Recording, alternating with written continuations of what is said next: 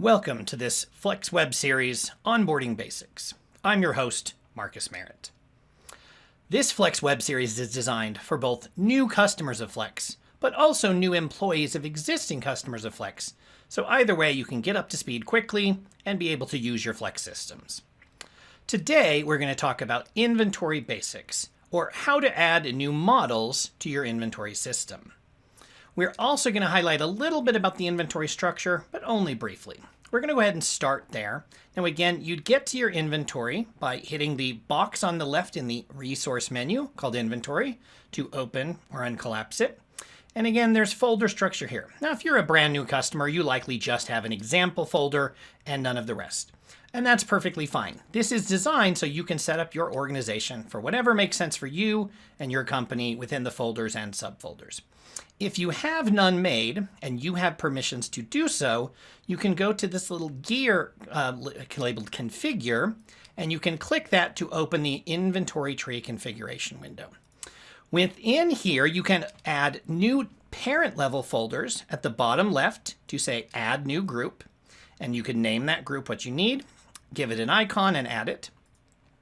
If you need to create a new subfolder in an existing folder, you can open to double check it's there, and then you could go to add a child group, and again, give it a name and an icon that you want. And obviously that could be a child of a child or whatever you need for your organization. Okay. If you need to edit an existing one, you can double click on it, and that's going to open up your options for editing that. We're not going to go over all of those details, but just note that that's available for you. While within this menu, you can also change the order that things are configured. If you add a new menu, new folder, but you decide you want to move where it is, you can go to this first column, those 6 dots, and use that. I'll commonly refer to that as the handle. And that will give me the ability to drag and drop it. Now you see, if I make sure it's in between, I've got that nice dark line to show. If instead I went here, it's saying it's going to go inside that folder that I'm hovering over. So let's just say we wanted to move it over top of shipping cases. I'm going to go ahead and drop it there. We'll see that order changed on those. Anything will always bring all of its children folders with it, whatever else is there. In that way. Now note, you can do the same thing with subfolders and also individual inventory items. Okay. So there's lots of abilities to kind of adjust this within here, but that's all we really want to get to in this very details, just to show you the basics. So now that I have the folder that I want, my general preference when I go to add an item, and for our example, I'm going to add an HDMI cable here. My preference, there's a couple other places we can get to and add items, but I like to navigate to where I think that item should be. First, to double check, does the folder I want already exist? And if it does, let me double check. Did I add this last week and forgot about it? You just check, or did somebody else add it recently? And so then I would be duplicating an item. So for the moment, I probably would actually want to put it in a subfolder, but because I have so few items, I'm not going to bother with that today. So I can go ahead and right click on this folder that is within video and then video cable and say I want to add a new inventory model.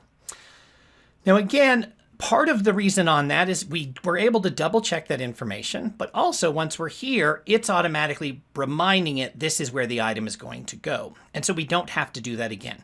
If I'd gone to any of the other places, I have to do that navigation anyway, so I might as well do it first and double check that it didn't already exist and that the folder I wanted already exists. So we're going to go to the top. Now we see here on the name, similar to the primary group, one of very few of these fields that are required, denoted by this red asterisk. Okay. We don't have to fill in a lot of the other fields, but we do have to give it a name and we do have to say where in the structure it's going to be stored. For this item, I'm going to call it HDMI cable. Now, I'm actually going to have a length on this, and it's very common for people who've come from other systems or who don't know the specifics of Flex to want to put the size or the length in the name, where I could say something like 10-foot HDMI cable, and there's nothing wrong with that, but we have a field specifically for that, and I believe that provides a lot of value, and so I like to use it, and that's this size field. If I go here and then say this is going to be a 10-foot cable, what it's going to do is automatically, anywhere it lists the name, it's going to tag on a hyphen and that size so it will look like that. But I don't have to do it. It does it for itself because I put it here. It will also tag on to the short name. Now, the quick difference between the name and the short name, the name is what's going to show up on any major list, your quote list, your pull sheet list, anything there. What's going to be customer facing. The short name is instead what's going to display over here in this browse menu when you're searching through the inventory. So you can make it something a little shorter, not have to use so much real estate, and it can be internal because it's only for internal staff, so you can skip some things. So we could just say HDMI, because if I'm filtering for here, well, I know it's cable. I just want to know which kind of cable. In the same way, it's going to tag that 10 foot to the end of it, just like you see on this SDI cable here, the patch snake. Those are using that size field. Okay. The shorthand here does not by default display anywhere, but can be, it will be queued in a search if you're using the search at the top of this. Some people will use it for other things. What I will most commonly do is if you have a nickname for an item or you want to do something kind of like a tag for searching, the shorthand is currently the best place to do that because it will be queued in a search. Okay? Some of these other fields are not checked in a search, and therefore you want to use that. But for an item like this, I'm actually just going to leave the shorthand blank, and it's not going to do anything. Okay. Same thing on the narrative description here. This is where you could put the long description of the item, maybe from the manufacturer's website, but it is not pulled anywhere by automatically, and it is not queued in a search. And so unless you really feel a specific need to, I tend to recommend ignore the narrative description. Don't worry about it. Now, we've already got our primary location. One thing here, though, is we have the ability to select additional groups where the item might go. Now, for most items, I don't think this is super critical, but for a few items, it can be very helpful. Things that are the most common I'll see people use for this is something like Ethernet cable or Ethercon cable and power cable, where you can say, I want to have the primary location where this stores, but I want to be able to find it in other departments if I'm going through the browse version of my inventory. And so you can select the magnifying glass and then go select another place where you may want to find it. For this HDMI cable, that's not really valuable, so I'm not going to worry about it. I'm not going to bother to put an icon. Just note there's a large icon around 1,100 items in the system already, and you can add more to it if you choose to. We can list the purchase and replacement cost on the item, and I don't remember really what this is, but we'll just put in kind of something. We'll say maybe it was $12 to buy this. And then on my replacement cost, I'm going to put just a small roundup to cover some estimate of some shipping cost if I rent this out to somebody and they don't return it, what I actually want to bill them. You can make them the same number. Commonly, though, I'll see people try to put that replacement cost slightly higher than the purchase cost. Now, manufacturer is fairly straightforward if I know who manufactured it, and country of manufacture is also fairly straightforward. The one thing I like to say on country of manufacture is if you guess that you are going to cross a country border and need to do customs paperwork, the country of manufacture is more important. If you're not, it's not as critical. If you are, I do tend to recommend to try to pick the same way to state any specific country. If it was something made in America, you could say USA, you could say US, you could say United States, but just always do it the same way. My experience, that makes the customs guys happier.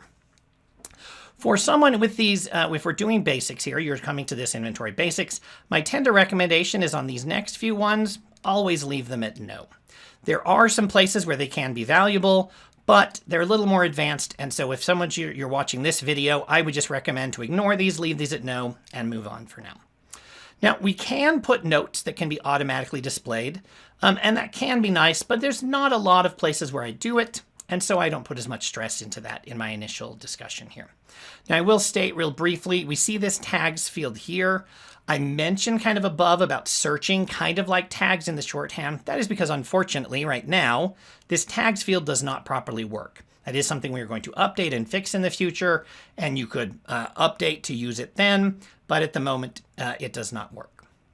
Now, the structure and availability is a little extra complicated, and so not that I'm not going to cover it, but we're going to actually focus our next video in this segment, in this web series, on that. So we're going to skip it for this video. The next video will be all about that section. So then just looking down at the bottom here, our tracking and logistics. We've got the ability to mark an item as expendable. These are for things that are expendable or consumable. Very common items would be tape, batteries, zip ties, things like that. And all it does is helps the system know to set it as retail within the resource type and to assume when it goes out the door, it's not coming back. It can come back if you send out 6 rolls of gaff and one comes back without any of the plastic off, it's still in perfect condition. You can return it to the system, but it's just not going to throw up a fit when they don't come back because you're not really expecting to get your tape and your batteries back. Okay? You can set the expendable return estimate. There's a few times where it's worth it, but most of the time I tend to leave it alone, which means it's expecting 0% of it back. The item part number can be a valuable place to putting the manufacturer's number, and this can be helpful especially for rental POs or purchase POs. It also can be good sometimes if you buy this item through some kind of web interface, and there's a number that helps make that easier to search or find, maybe on B&H or on Monoprice. You can put that number to help you quickly find this item and make an order for new inventory when you need it. Okay? The SKU is only for customers who are doing retail sales. That's not a lot of our customers, so I don't get into the details there. On the model barcode, this is going to be the number that represents all of this shared data that we're talking about of this model, whether the item is non-serialized or serialized. We still have shared data. Okay? If you don't have a specific desire for what the model barcode, you leave this blank and the system will give it a barcode of the next in line. Okay? On the barcode label field is another way to put a label that can be used to override when printing barcodes out of the system. But note, you can also print the name, the shorthand, or a combination of those. And so I don't tend to recommend it, but I have seen people choose to use it. And then here at the bottom, we've got our main logistics of weight unit, weight, and linear unit, and then those lengths. Note here, it's defaulting to standard. Most of our customers are US, but it can be changed to metric. If you need assistance with that, reach out to support. But they're not in here by default. But again, it can be switched to kilograms, to meters, centimeters, millimeters, whatever you need. It can handle that, and we can update that in your system, including turning off these standard ones if you don't want those as well. And then you would just go ahead and put those in. On each of these, you just, because it's stating here, you don't put any symbol, and it can go to 2 decimal places for that if that's what you were choosing to do. Lastly, here at the bottom, there is a prep time each in minutes and a deprep time. This can help to have a pull sheet or a manifest calculate how long it thinks it's going to take to prep. I've seen some customers do it, but most customers do not because they just go, I'm used to what it takes to prep my shows, and I don't want to take the time and fill in these fields, and I completely understand that. When we're done and we filled in what we're going to fill in, as we've done here, which I didn't put in a lot of data because I don't know, it's a made-up item, but I put the main things at the top. I'm going to go ahead and hit OK, and we're going to have that new inventory model. When I'm completed, it's going to go ahead and open it here. It's again going to go to our main thing, so we can look at our recap information of that main thing, and then we can go through this. We'll go into the next step in our next video of structure and availability, and until then, keep on flexing. Thanks.